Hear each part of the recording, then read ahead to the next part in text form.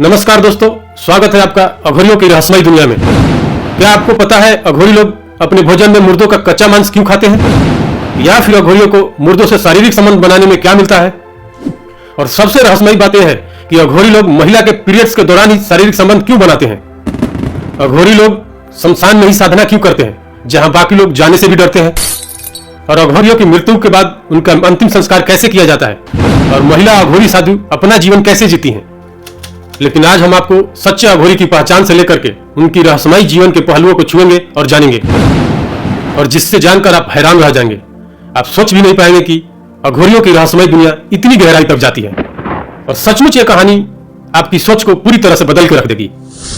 शमशान में ढके राखों से शरीर और हाथों में मानव खोपड़ी, और जीवन और मृत्यु का गहरा संबंध। अघोरी साधु जिनका सामान्य साधुओं से जीवन भयानक और रहस्यमयी होता है। शमशान जहां ये साधना करते हैं जीवन और मृत्यु के गूढ़ रहस्य को जानने के लिए। लेकिन क्या आप जानते हैं, अघोरियों का जीवन सिर्फ साधना और ज्ञान तक ही सीमित नहीं है। उनके अनुष्ठानों में स्वभक्षण, तंत्र मंत्र, अजीबोगरीब क्रियाएं शामिल होती हैं, जो हमारी और आपकी सोच से परे होती है। सदियों से इस साधुओं के जीवन और चमत्कारिक क्रियाएं और साधना भय से घिरी रही है। आज हम इन साधुओं की रहस्यमयी और गूढ़ दुनिया की गहराई तक लेकर चलेंगे, जहां जीवन और मृत्यु की सीमाएं धुंधली हो जाती हैं, और जहां मोक्ष प्राप्ति का मार्ग इसी साधना में छुपा हुआ है। अघोरी एक ऐसा नाम जो अपने आप में ही रहस्यमयी और विचित्रता को समेटे हुए है। इनके जीवन का हर एक पहलू समाज के नियम और कायदे के एकदम विपरीत यानी कि अलग होता है। शमशान की राख से लिपटा हुआ शरीर और गले में हड्डियों की माला, हाथों में मानव खोपड़ी और आंखों में वो तेज जो देख करके कोई भी कांप उठे।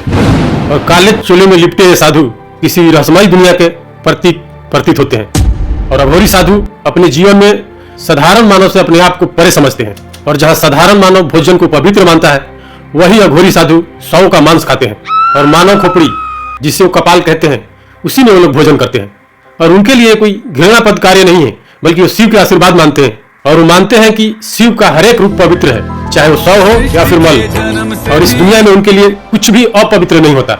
और शमशान का राख अपने बॉडी में इसलिए लगाते हैं ताकि वो शिव का प्रतीक माना जाता है। और राखों के पीछे एक वैज्ञानिक पहलू भी है, क्योंकि राख के अंदर कैल्शियम, फास्फोरस और कई तरह के त्वचा की बीमारियों को रोकने वाले गुण पाए जाते हैं। और उनके लिए माता काली और शिव के रूप ही भैरव पूजनीय होता है। और उनका मानना है कि जैसे माँ काली और भगवान शिव मुर्दों के खोपड़ियों को माला पहनते हैं, उसी तरह से हम भी पहनते हैं। अघोरियों का सबसे विवाद और अलग पहलू है यौन संबंध बनाना, क्योंकि अघोरी साधु अन्य साधुओं की तरह ब्रह्मचर्य का पालन नहीं करते, और इनके अनुसार जीवन के हर एक पहलू को स्वीकार करना आवश्यक है, चाहे वो यौन संबंध हो या फिर कोई भी वर्जित कृत्य। जितना हम अघोरियों के रहस्यमयी दुनिया में गहराई से उतरते हैं, उतना ही हमें रहस्य और रोमांच का अनुभव होता है। राख से लिपटे हुए अघोरी साधु शमशान में अधजले शव का भी सेवन करते हैं, यानी कि खाते हैं उनको, तो कभी शव के साथ यौन संबंध भी बनाते हैं। और ये सब यही नहीं रुकता, ये लोग मासिक धर्म के दौरान जीवित महिलाओं से भी यौन संबंध बनाने की क्षमता रखते हैं। और ये सारी बातें जानकर आपके मन में सवाल जरूर उठेगा कि ये आखिर साधु कैसे हो सकते हैं, क्योंकि समाज में साधुओं को ब्रह्मचर्य का पालन करना अनिवार्य माना जाता है। और ये अघोरी ना तो ब्रह्मचर्य का पालन करते हैं, और ना ही इनका खान पान साधु संतों की तरह होता है। मांस और मदिरा खाने वाले ये अघोरी आखिर शिव के भक्त होने का दावा क्यों करते हैं? लेकिन कई उपनिषद में भगवान शिव को अघोरनाथ कहा गया है, और अघोरी उनके इसी रूप को पूजते हैं और मानते हैं। और बाबा भैरवनाथ भी इनके आराध्य माने जाते हैं। मुर्दों का मांस खाने और मुर्दों के साथ शारीरिक संबंध बनाने का इनका तर्क अघोर पंथ की तरह ही शाश्वत है। तो सवाल यहाँ यह उठता है कि शव के साथ यौन संबंध क्यों? तो इस पर अघोरियों का तर्क यह होता है कि शव के साथ शारीरिक संबंध बनाना शिव शक्ति का साधना का एक तरीका है। उनका मानना है कि इस क्रिया के दौरान अगर उनका मन शक्ति, भक्ति और ईश्वर की साधना में लगा रहे, तो ये सबसे ऊंचा स्तर है ईश्वर को पाने की। और यहाँ तक कि मासिक धर्म में महिलाओं के साथ संबंध बनाने के पीछे भी एक उनका धारणा है। अघोरी ब्रह्मचर्य का पालन नहीं करते, क्योंकि इनको अपने शक्तियों को पाने के लिए कुछ विशेष परीक्षाओं से गुजरना पड़ता है। और ऐसे में जिन महिलाओं का मासिक पीरियड चल रहा हो, उस दौरान उनको शारीरिक संबंध बनाना उनके लिए शक्ति प्राप्त करने का तरीका है। उनका मानना है कि इस दौरान अगर भगवान शिव की शक्ति में वो लीन हो जाते हैं, तो उन्हें विशेष शक्ति प्राप्त होती है। कहा जाता है कि अघोरी साधु जब ढोल, नगाड़े और मंजारों के बीच शारीरिक संबंध बनाते हैं, तब यह उनकी सबसे कठिन परीक्षा होती है। अगर इस दौरान अपने मन को स्थिर रख पाते हैं, तब ये संपूर्ण रूप से अघोरी माने जाते हैं। यह उनके लिए एक तरह का ब्रह्मचर्य का पालन करने जैसा ही होता है, जहां शारीरिक क्रियाओं के बावजूद उनका ध्यान सिर्फ भगवान शिव में ही केंद्रित रहता है। अघोरी साधु उन चीजों को ज्यादा प्रयोग करते हैं जो समाज अपवित्र मानता है या वर्जित मानता है। उनके लिए मल, मूत्र और शव सब कुछ साधना के एक साधन है, क्योंकि उनका मानना है कि कोई भी चीज चाहे कितना भी घृणित क्यों न हो, शिव सब में विद्यमान है। यह अभ्यास में सामाजिक धारणाओं से ऊपर उठने में मदद करता है। आखिर अघोरी बनने की यात्रा कहां से शुरू होती है और सच्चे अघोरी की पहचान क्या होती है? तो आपके मन में सवाल जरूर उठ रहा होगा कि आखिर एक आम इंसान अघोरी साधु कैसे बनता है? क्या यह सिर्फ साधना का रास्ता है या फिर इसके पीछे कोई गहरा रहस्य छुपा हुआ है? आइए इस बारे में हम आज विस्तार से बात करते हैं। अघोरी साधु बनने की प्रक्रिया इतनी सरल नहीं है जितनी दिखती है। यह एक साधारण व्यक्ति के जीवन शैली से पूरी तरह से अलग होती है। सबसे पहले जो अघोरी बनना चाहता है उसे अपने जीवन के हर एक पहचान, हर एक मोह माया सब कुछ छोड़ना पड़ता है और उनको अपना जीते जी श्राद्ध और पिंडदान दोनों करवाना पड़ता है। इसका मतलब यह हुआ कि वो दुनिया को संदेश देना चाहता है वो अभी जिंदा है, लेकिन अपना सारा मोह माया सब कुछ त्याग दिया है। अब उसका इस दुनिया में ना कोई परिवार है, ना कोई अपना घर, ना ही कोई उसका अस्तित्व है। यहीं से शुरू होती है अघोरियों की अघोरी बनने की कहानी। अघोरी लोग बताते हैं कि किसी भी आम इंसान को अघोरी बनने के लिए कोई भी उम्र की सीमा मायने नहीं रखती। चाहे आप 10 के हो, 20 के हो, 50 के हो, आप अघोरी बन सकते हैं और उसमें कोई लिंग भेदभाव कुछ नहीं रहता। कोई पुरुष हो या महिला हो, कोई भी अघोरी बन सकता है। अघोरी बनने के लिए सबसे पहला कदम है अपनी गुरु की तलाश, क्योंकि यह साधना का महत्वपूर्ण हिस्सा है। लेकिन अगर आपका कोई मानव गुरु नहीं मिलता या नहीं बनता तो आप बाबा काल भैरव को अपना गुरु मान सकते हैं। बाबा काल भैरव भगवान शिव के रौद्र रूप, वही आपका गुरु और मार्गदर्शन बन जाते हैं और उन्हीं की साधना करके आपको उनको अपने गुरु के रूप में स्वीकार करना होता है। शिष्य को चयन होने के बाद एक उसको गुप्त मंत्र दिया जाता है। ये कोई साधारण मंत्र नहीं होता और इस मंत्र को बिना एक दिन भी छोड़े लगातार 12 साल तक जपना पड़ता है। और जो शिष्य इस कठिन मंत्र को अच्छी तरह से निभा पाता है वही शिष्य इस मार्ग पर आगे चलने का हकदार होता है। अघोरी 3 तरह की साधना करते हैं: शमशान साधना, शव साधना और शिव साधना। और खास बात यह है कि ये तीनों साधना शमशान घाट के भीतर ही किया जाता है। साधना को शुरू करने से पहले ये अघोरी अपने शरीर के ऊपर भस्म लपेटते हैं, काला चोगा धारण करते हैं, तब शुरू होती है रहस्यमयी साधना। और पहली साधना होती है शव साधना। अघोरी तंत्र विद्या के धनी होते हैं और ये साधना रात के अंधेरे में की जाती है। शव को मांस और मंदिरा का भोग लगाया जाता है और साधना के चरम पे पहुंचने पर यह कहा जाता है कि यह मुर्दा बोल उठता है। और यह साधना हर एक जगह नहीं बल्कि कुछ खास जगह पर ही की जाती है। एक तो है कामाख्या, दूसरी उज्जैन और तारापीठ के शमशानों में की जाती है, जहां केवल अघोरी ही उपस्थित हो सकते हैं। और दूसरी साधना आती है शिव साधना। इसमें अघोरी शव के पास बैठकर मांस और मदिरा का भोग लगाते हैं और शिव की तरह एक पैर पर खड़ा होकर के घंटों इस साधना के दौरान अघोरी अपनी शक्तियों को बढ़ाते हैं। और तीसरी साधना आती है शमशान साधना। यह साधना शिव और शव दोनों से अलग होती है, क्योंकि अघोरी इसमें मृतक के परिवार को भी शामिल करते हैं। शव की जगह शव पीठ की पूजा की जाती है और प्रसाद में मांस मंदिरा की जगह दूध और मावा चढ़ाया जाता है। और अब जानते हैं असली अघोरी की पहचान कैसे करें। असली अघोरी साधु की पहचान करना इतना आसान नहीं होता। वो साधारण साधुओं की तरह दिख सकते हैं, बोल सकते हैं, लेकिन उनकी जीवन शैली और साधनाएं बिल्कुल रहस्यमयी होती हैं। अघोरियों के एक्सपर्ट यानी कि जानकार मानते हैं कि कोई भी असली अघोरी आम दुनिया में सक्रिय नहीं होते। अगर वो समाज में रहते भी हैं तो दिखावा बिल्कुल नहीं करते, बल्कि वो अपने साधना में लीन रहते हैं। अगर कोई अघोरी आपसे पैसे मांगता है तो आप समझ जाइए कि वो दिखावे का अघोरी है, असली अघोरी नहीं है, क्योंकि असली अघोरी कभी भी किसी से कुछ मांगते नहीं है। लेकिन कलयुग में कोई भी साधु राख लगाकर काले कपड़े पहनकर अघोरी की तरह दिख सकता है, पर अब असली अघोरी हो नहीं सकता, क्योंकि असली अघोरी की पहचान उनकी साधना से होती है। सच्चे अघोरियों को मानना है कि जहां पैसे का खेल हो वहां से हम दूर ही रहते हैं, क्योंकि पैसों को इंसानों ने बनाया है, भगवान की इसकी कभी भी जरूरत नहीं होती। और यह भी कहा जाता है कि वो बाहर से रूखे दिख सकते हैं पर उनके भीतर जन कल्याण की भावना छुपी रहती है। अगर किसी के ऊपर उनकी कृपा हो जाए तो अपने सिद्धियों का फल उन्हें देने में भी वो पीछे नहीं हटते। और अगर कोई उन्हें पसंद आ जाए तो अपनी तंत्र विद्या को भी वो लोग सिखा देते हैं। लेकिन ध्यान रहे, उनका क्रोध बेहद प्रचंड होता है। और अब जानते हैं कि अघोरी साधु का अंतिम संस्कार कैसे किया जाता है और उनके शव के साथ क्या होता है। उनका भी अंतिम संस्कार हिंदू पारंपरिक विधियों से मेल खाता है, लेकिन इसमें कई अनूठी बातें भी शामिल होती हैं। जब कोई अघोरी मृत्यु को प्राप्त होता है तो उसका शरीर साधारण तरीकों से नहीं जलाया जाता। अधिकतर मामलों में अघोरी की अंतिम संस्कार किसी पवित्र स्थल या फिर गंगा नदी के किनारे किया जाता है। और अघोरी कभी भी अपने अघोरी साथी के शव को नहीं खाते। कुछ अघोरी अपने अंतिम इच्छा के अनुसार अपने मृत शरीर को गंगा में प्रवाहित करने या फिर शमशान में छोड़ने की बात कहते हैं। और इसी तरह से किया जाता है अघोरी साधुओं का अंतिम संस्कार, क्योंकि उनके जीवन के तरह ही उनका अंतिम संस्कार भी अनोखा और रहस्यमय होता है। संस्कृत में अघोरी का मतलब होता है अंधकार से उजाले की तरफ जाने वाला। और ये शब्द इतना पवित्र माना जाता है कि एक इंसान को बुराई से अच्छाई की तरफ ले जाने की मदद रखता है। अघोरी साधुओं का इतिहास और उत्पत्ति एक ऐसा रहस्य है जो समय के साथ गहराई में डूबा हुआ है। कहा जाता है कि इनका संबंध उन तांत्रिक परंपराओं से है जो सदियों से अपने आप में रहस्यमय मानी जाती हैं। कहा जाता है कि 7वीं और 8वीं शताब्दी में अघोरी साधुओं की जड़ें कपालिक और कालामुख जैसे उग्र तांत्रिक संप्रदायों में समाई हुई हैं। कहा जाता है कि उस टाइम के वो साधु थे जो मानव खोपड़ी के अंदर भोजन करते थे, मांस और मंदिरा का सेवन करते थे और मानव की बलि भी देते थे। और इन्हीं परंपराओं से इन साधुओं की उत्पत्ति मानी जाती है। और इन्होंने ही जीवन और मृत्यु के भेद की मिटाने की शुरुआत करी। और ये साधु शिव के भैरव रूप की पूजा करते हैं और अपने जीवन को मोक्ष की प्राप्ति के लिए समर्पित कर देते हैं। और साधना की उनकी ये रास्ता बेहद रहस्यमयी और कठिन मानी जाती है। अघोरी साधु ये भी मानते हैं कि हर एक आत्मा शिव है और जीवन की अष्ट महापाष्ट काम, क्रोध, मोह, लालच, भय और घृणा से परे होते हैं। वो अंधकार से बढ़कर के प्रकाश की तरफ जाते हैं और अपने ज्ञान की बोध को प्राप्त करते हैं। और इस साधना में अद्भुत भगवान दत्तात्रेय को अघोर पंथ का मार्गदर्शन माना जाता है।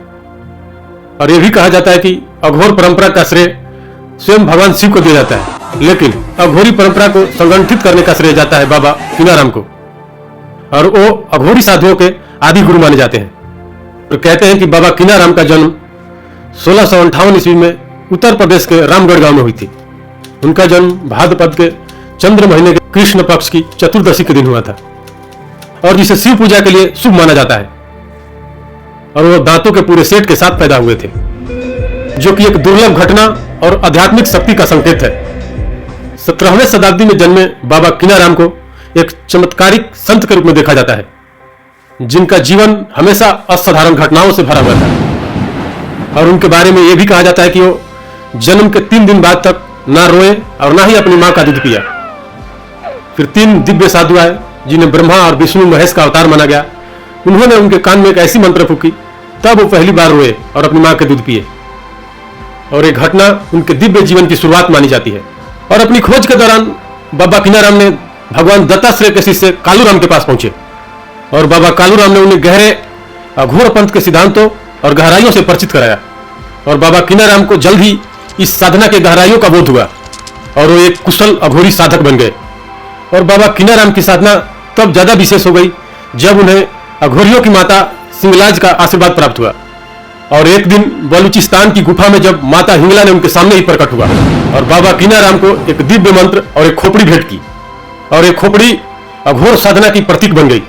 और फिर देखते ही देखते बाबा कीनाराम की साधना और भी शक्तिशाली हो गई। वाराणसी के क्रीमकुंड आश्रम की स्थापना कर उन्होंने इस परंपरा को आगे बढ़ाया।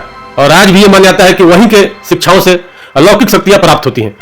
और कई एक्सपर्ट का यह भी मानना है कि अघोरियों के पास ऐसी शक्तियां होती हैं जो आम आदमी की कोई भी इच्छाएं पूरी कर सकती हैं और जिन्हें जानकर आप भी सोचने पर मजबूर हो जाएंगे। अघोरियों की साधनाएं और उनके तंत्र मंत्र उन्हें कई प्रकार की अलौकिक शक्तियां प्रदान करती हैं और यही शक्तियां जिन्हें सिद्धियां भी कहा जाता है। और इन्हीं सिद्धियों के माध्यम से अघोरी लोग अपनी इंद्रियां, मानसिक शक्तियां और चेतना के ऊपर संपूर्ण नियंत्रण प्राप्त करते हैं। और आइए जानते हैं इस प्रमुख 6 शक्तियों के बारे में। और सबसे पहला है इच्छित अवध शक्ति। यह शक्ति अघोरियों को दूसरे की इच्छाओं को पूर्ण करने की क्षमता देती है और यह वरदान देने की शक्ति उन्हें अद्वितीय बनाती है। चाहे धन की प्राप्ति हो, चाहे शांति की, वो इससे दूसरी की मनोकामनाएं को पूरा करने की इच्छा रखते हैं। और दूसरी है याचन शक्ति। यह अघोरियों की खुद की इच्छा पर काबू पाने की प्रबल शक्ति प्रदान करती है और इसके माध्यम से वो अपनी भौतिक और मानसिक इच्छाओं की पूरी कर सकते हैं, चाहे वो किसी भी वस्तु या स्थिति से संबंधित हो। और तीसरी शक्तियां है श्रवण शक्ति। और इस शक्ति साधुओं को सूक्ष्म और अदृश्य ध्वनियों को सुनने की क्षमता देती है और इस शक्ति से वो देवताओं, आत्माओं और अदृश्य शक्ति से भी संवाद कर सकते हैं। और अघोरी साधुओं की चौथी शक्ति है क्रिया शक्ति।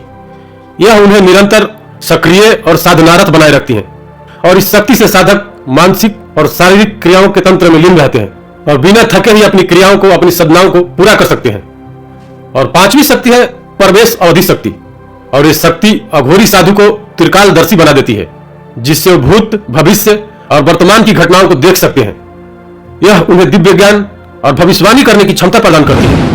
और अंतिम है स्वाम्यर्थ शक्ति और यह शक्ति अघोरी साधु की मन और शरीर की पूर्ण इंद्रियों पर नियंत्रण देती है और इस शक्ति से वो अपनी मन को किसी भी स्थिति में स्थिर रख सकते हैं और सभी प्रकार की इच्छाओं पर विजय प्राप्त कर सकते हैं। और यही वो 6 शक्तियां हैं जो अघोरी साधु को साधारण मानव से परे लेके जाती हैं और इन्हीं शक्तियों के माध्यम से वो जीवन और मृत्यु के भेद से ऊपर उठ जाते हैं। और अघोरियों की तांत्रिक पीठ की बात करें तो बनारस की मणिकर्णिका घाट सबसे पहले स्थान पे आता है। बनारस का मणिकर्णिका घाट, जिसे महाशमशान घाट कहा जाता है, वहां दिन रात दाह संस्कार की सिलसिला चलता रहता है और इस घाट को अघोरी लोग सबसे विशेष स्थान देते हैं। और इसके पीछे का प्रमुख कारण है बाबा विश्वनाथ की मंदिर और गंगा की 84 घाट। और इसी घाट के ऊपर अघोरी तंत्र साधनाएं करते हैं। यह घाट सदियों से इसी परंपरा के अवगत चली आ रही है। यह घाट सदियों से तांत्रिकों के लिए महत्वपूर्ण केंद्र रहा है। लेकिन भारत के अलावा भी कई ऐसे स्थान हैं जहां पर अघोरी साधुओं की प्रमुख स्थल है। और आइए जानते हैं उन प्रमुख स्थलों के बारे में जहां पर अघोरियों का तंत्र का जड़ें जमी हुई हैं। और सबसे पहले बात करते हैं तारापीठ की। पश्चिम बंगाल में यह स्थान तांत्रिकों के लिए काफी मशहूर जगह है, क्योंकि तारापीठ को तांत्रिकों की क्रियाओं में सबसे प्रमुख माना जाता है, क्योंकि यहाँ पर माता पार्वती की आंखें भगवान विष्णु के सुदर्शन चक्र से काटकर गिरी थी। और दूसरा महत्वपूर्ण स्थान है हिंगलाज धाम, जो वर्तमान में पाकिस्तान के बलूचिस्तान राज्य में स्थित है। हिंगलाज देवी का शक्तिपीठ हिंदू धर्म में बहुत पवित्र माना जाता है, जहां सती का सिरोभाग गिरा था, इसीलिए हिंगलाज माता को अघोरियों का कुल देवी कहा जाता है। और फिर आता है असम में स्थित मां कामाख्या देवी का मंदिर, जो भारत में कई शक्तिपीठों में प्रमुख माना जाता है। और यह भी स्थान तंत्र साधना के लिए काफी प्रसिद्ध है और यहाँ पर माता सती का अंग गिरा था, इसलिए यहाँ पर तांत्रिक लोग अपनी सिद्धियां प्राप्त करते हैं। और इसीलिए यह स्थल अघोरियों के लिए बहुत महत्वपूर्ण स्थान रखता है। और इसके अलावा भी भारत में कई अघोरियों के लिए प्रमुख केंद्र हैं, जैसे चित्रकूट, जगन्नाथपुरी, काली मठ, कोलकाता की काली मंदिर और नेपाल के काठमांडू में अघोरी घाट और त्र्यंबकेश्वर मंदिर भी अघोरी साधकों के लिए बेहद महत्वपूर्ण स्थान रखती है। और आपके मन में यह भी सवाल उठ रहा होगा कि अघोरी बाबा और नागा साधुओं के बीच क्या अंतर होता है। दोनों की जीवन शैली भले ही अलग हो, लेकिन दोनों के बीच की अंतर समझना बेहद ही दिलचस्प है। अघोरी साधु और नागा साधु दोनों ही शिव के अनुयायी होते हैं, लेकिन इनकी साधनाएं और जीवन शैली अलग अलग होती है। और आइए जानते हैं ये कैसे होता है। पहली बात करते हैं गुरु की। अघोरी साधुओं का गुरु स्वयं भगवान शिव माने जाते हैं और ये शिव के 5वें अवतार के रूप में जाने जाते हैं। और बात करें नागा साधुओं के लिए तो उनके अखाड़े के गुरु ही उनके प्रमुख माने जाते हैं, जो उन्हें दीक्षा देते हैं और साधना का मार्ग दिखाते हैं। और अब बात करते हैं दोनों की प्रमुख स्थान की। जहां तक अघोरी साधुओं की बात है तो वो शमशान घाट के ऊपर साधना करते हैं, और जबकि नागा साधु हिमालय, काशी, गुजरात और उत्तराखंड की पहाड़ियों में तपस्या करते हैं। और उनकी साधनाएं भी गुप्त होती है और वो अपनी तपस्या के लिए एक गुफा से दूसरे गुफा में जाया करते हैं। और जहां तक बात करें दीक्षा प्रक्रिया की तो वो भी दोनों की अलग ही होती है। अघोरी साधु बनने के लिए साधक को कई साल तक शमशान में साधनाएं करनी पड़ती हैं, और जबकि नागा साधु बनने के लिए अखाड़े में दीक्षा लेनी पड़ती है और करीब 12 साल की कठिन साधना करनी पड़ती है। अगर बात करें भोजन की तो अघोरी साधु मांसाहारी होते हैं, वो शव यानी मुर्दे का भी मांस खाते हैं, और वही नागा साधु मांसाहारी और शाकाहारी दोनों हो सकते हैं। और दोनों की वस्त्रों की अंतर समझे तो जहां तक अघोरी साधु की बात है तो जानवरों की खाल से अपने तन को ढकते हैं, जबकि नागा साधु वस्त्र के बिना नंगे ही रहते हैं, क्योंकि ये भी एक साधना का हिस्सा है उनका। और दोनों को ब्रह्मचर्य का पालन में भी अंतर है। जहां तक नागा साधुओं की बात करें तो ब्रह्मचर्य को कड़ाई से पालन करते हैं, लेकिन जब बात आती है अघोरी साधु की तो लोग शव के साथ भी शारीरिक संबंध बनाते हैं, और ये उनके तंत्र साधना का हिस्सा होता है। शिव और शक्ति का उपासना का तरीका मानते हैं। अगर आध्यात्मिक दृष्टि से देखें तो अघोरी साधु जीवन और मृत्यु के भेद को मिटाकर मोक्ष की प्राप्ति करना चाहते हैं, जबकि नागा साधु अपने धर्म और समाज के लिए तपस्या करते हैं। और दोनों की अगर अनुष्ठान की बात करें तो उनमें भी काफी अंतर दिखाई देता है। जहां तक अघोरी साधु की बात करें तो अपने तंत्र मंत्र, शव साधना, शमशान साधना और शिव साधना करते हैं, जबकि नागा साधु अग्नि यज्ञ के माध्यम से अपनी साधना को पूरा करते हैं। और अंत में जहां धार्मिक स्थानों की बात करें तो अघोरी साधु शिव के उग्र रूप भैरव और शक्ति की साधना करते हैं, और नागा साधु शिव के शांत और ध्यान मग्न रूप की पूजा करते हैं। और इतने ढेर सारे अंतर होने के बावजूद भी दोनों साधु अपने अपने मार्ग पे भगवान शिव की आराधना करते हैं और पूजा करते हैं, और उनकी साधनाएं हिंदू धर्म में एक विशेष स्थान रखती है। तो दोस्तों, ये थी अघोरियों के रोमांच और रहस्यमय भरी दुनिया। अगर ये कहानी की छोटी सी पहलू आपके दिल के करीब से गुजरी है तो हमारे वीडियो को लाइक और चैनल को सब्सक्राइब करना बिल्कुल ना भूलें।